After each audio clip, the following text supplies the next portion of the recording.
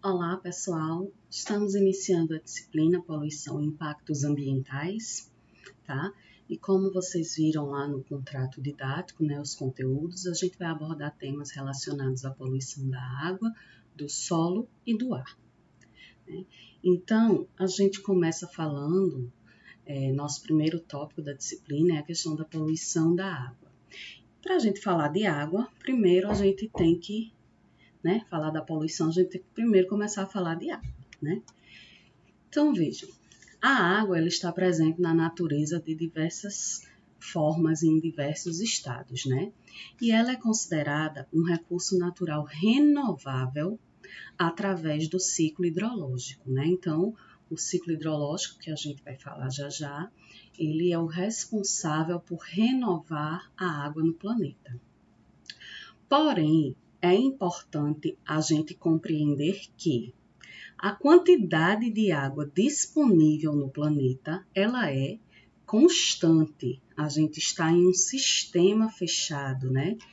E essa água, ela só vai mudar de local, de forma, mas não tem como entrar mais água no planeta, né? Digamos assim, se a gente poluir todos os nossos recursos hídricos, vai ter mais água. Não vai. A quantidade de água, ela é constante, tá certo?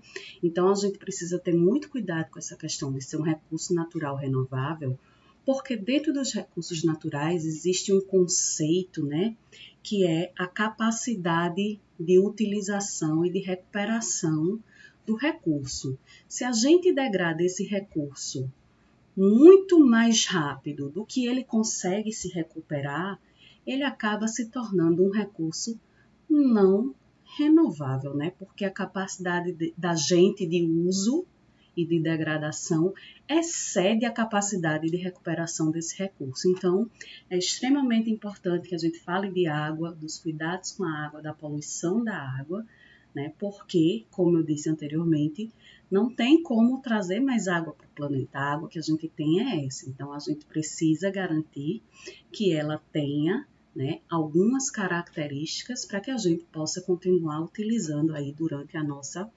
existência, né, enquanto seres humanos. Lembrando lá do conceito de desenvolvimento sustentável que a gente viu lá no início do período, né, que a gente precisa fazer o uso racional dos recursos de modo que eles possam continuar existindo para as gerações futuras, tá? Então, né, é um elemento que é essencial à vida, a gente precisa de água, né, para viver, não só para as nossas atividades, mas o nosso organismo também precisa de água, tá? E aí, né, provavelmente essa figurinha aí vocês já viram, né, em algum lugar. Como é que se encontra a água na natureza? A água na natureza, né, primeiro que ela ocupa 70% da superfície do planeta. Então, 70% é água e os outros 30%, né, são os continentes. Então, são bilhões e bilhões de metros cúbicos de água aí, tá? Só que 97% dessa água é salgada e apenas 2,5% é água doce, né? Ou seja, aquela que tem condições de consumo humano, tá certo? Sem grandes tratamentos. E aí vem outra questão. Desses 2,5% de água doce, a gente tem aí uma boa parte no estado, né, sólido, congelada nas calotas polares e geleiras. Quase 30% é de água subterrânea e 0,3% estão nos rios e lagos, ou seja, são a água doce disponível de fácil acesso, né? Aquela disponível para o consumo imediato, que a gente pode chegar lá com um baldinho no rio e tirar a água e consumir, tá? Outros reservatórios incluem aí a atmosfera, né? A questão da umidade do ar, tá? E alguns outros tipos de reservatórios, por exemplo, nas plantas, né? No solo, tá? E aí, gente, o que é que a gente observa, né? Tem bastante água, porém, né, disponível para consumo imediato, só tem 0,3% de 2,5%, que dá 0,0000 alguma coisa, né? Quer dizer que a gente não pode consumir essas outras águas? Pode, né? A gente já tem tecnologia para dessalinização, por exemplo, porém é um processo que tem um custo muito alto, né? E demanda bastante energia, tem um gasto muito grande de energia, tá? Mas é possível. Então, a água mais fácil que a gente tem disponível é aí a água de rios e lagos. E temos também, né, que é uma realidade da nossa região, a questão da água subterrânea, né? Que são os poços que a gente perfura para chegar lá no lençol freático para poder retirar a água, que também demanda energia, tem um custo maior do que a que está disponível na superfície, porém ainda sai mais barato do que, por exemplo, dessalinizar a água, tá? E aí, já que a gente vai falar de poluição mais à frente, né, a gente precisa falar um pouco sobre a questão de caracterização dos recursos hídricos. Como é que a gente vai caracterizar os recursos, né? Então, a gente vai caracterizar em termos de qualidade e em termos de quantidade. Em termos de quantidade, a gente já falou aí quais são os elementos. Mas a qualidade ela vai estar associada a vários outros fatores, como, por exemplo, a quantidade de água que existe para dissolver, diluir e transportar as substâncias, sejam elas boas ou ruins, né, para os seres que compõem as cadeias alimentares. Então, a água ela tem essa função de transporte, né, de nutrientes, de transporte de elementos, tá? E também de diluir e dissolver esses elementos na água, como, por exemplo, o oxigênio dissolvido. Os peixes, né, a fauna e flora aquática, elas usam do oxigênio dissolvido presente na água. Então, é preciso, né, que essa água ela tenha capacidade aí de dissolver esse elemento, que é o oxigênio, tá? E aí, a gente vai falar um pouco sobre o ciclo hidrológico. Então, o ciclo hidrológico, provavelmente, vocês já estudaram lá na escola, né? E aí a gente vai ter algumas características importantes. Então, a gente tem aquele ciclo básico, né? Chove, a água escoa superficialmente, uma parte infiltra, né?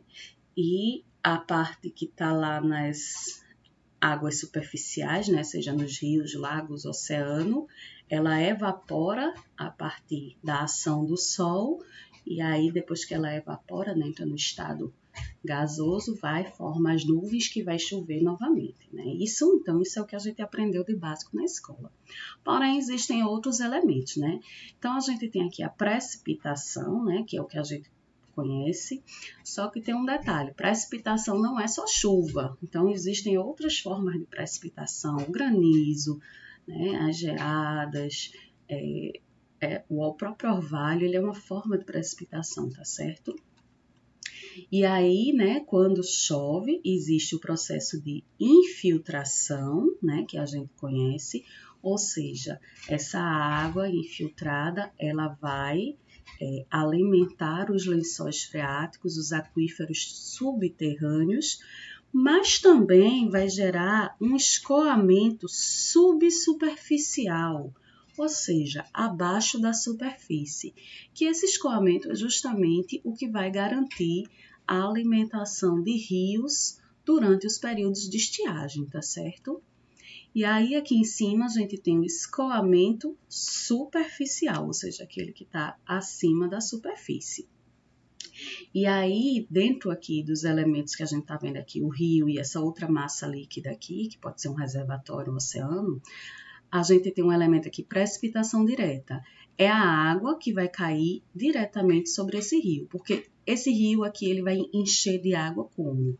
Ou dessa água que cai diretamente, ou da água que vem escoando, né, até chegar nele, escoando superficialmente, e como eu falei antes, nos períodos de estiagem pelo escoamento subsuperficial, tá certo? E aí, né, temos aí a precipitação direta, temos a evaporação direta, né, das superfícies líquidas, tá? a evaporação, que o sol bate na água, a água evapora para formar as nuvens, aquela que a gente aprende na escola. Temos também a evaporação do solo, né? Porque o solo também contém umidade, então ele também perde água para o meio. E temos a transpiração das plantas, porque as plantas elas também têm água, né? Então elas suam, digamos assim, elas perdem água para o meio. Então a junção desses elementos de evaporação e transpiração é o que a gente chama de evapotranspiração, tá? Que é um dos índices que a gente estuda aí, uma característica que a gente estuda do ciclo hidrológico, tá certo? E só para a gente falar um pouquinho aqui, também tem a interceptação, né? A interceptação, ela é justamente a água que ela é retida em alguma parte da superfície terrestre, como, por exemplo, ela pode ser interceptada pelas plantas, pode ser interceptada por uma edificação. Por exemplo, a água que cai nos telhados, que vai para as cisternas, ela é interceptada, tá certo? E aí, né, aqui a gente tem o detalhamento de alguns elementos do ciclo hidrológico. Então, a gente tem a questão da detenção, né, dessa interceptação aí. Temos o escoamento superficial, aquele que escoa sobre o solo do ponto mais alto para o ponto mais baixo. Temos a infiltração, que é a que penetra no solo e vai ser utilizada pela vegetação, né? Vai preencher os espaços vazios do solo, e aí quando o solo estiver saturado, ou seja, cheio de água, né? Essa água ela vai percolar para camadas mais profundas, que é o que a gente chama de zona não saturada, justamente para alimentar o lençol de água subterrâneo, tá? Os aquíferos subterrâneos. E aí o escoamento subterrâneo é justamente essa parte de água infiltrada e ele é mais lento do que o escoamento superficial, porque o escoamento superficial ele acontece bem rápido, né? Principalmente em áreas urbanas, né? Que tem totalmente impermeável, o escoamento superficial ele é bem rápido. Já o escoamento subterrâneo ele é mais lento porque ele tem ali os empecilhos, ele está passando por dentro do solo, tá? A questão da evapotranspiração, né, que é parte da água do solo que é utilizada pela vegetação e volta para a atmosfera na forma de vapor, né, o suor da planta. A evaporação, que é a parte de outros elementos, né, que não seja proveniente da planta, a evaporação do solo das massas líquidas. E a precipitação, que é toda a água que cai sobre o solo, sobre um corpo d'água. E aí, né, eu indico a vocês que vocês procurem aí o que quais são as formas de precipitação que existem, né? Para a gente sair daquele mito de que precipitação é só chuva, tá bom? Então, por hoje a gente fica por aqui.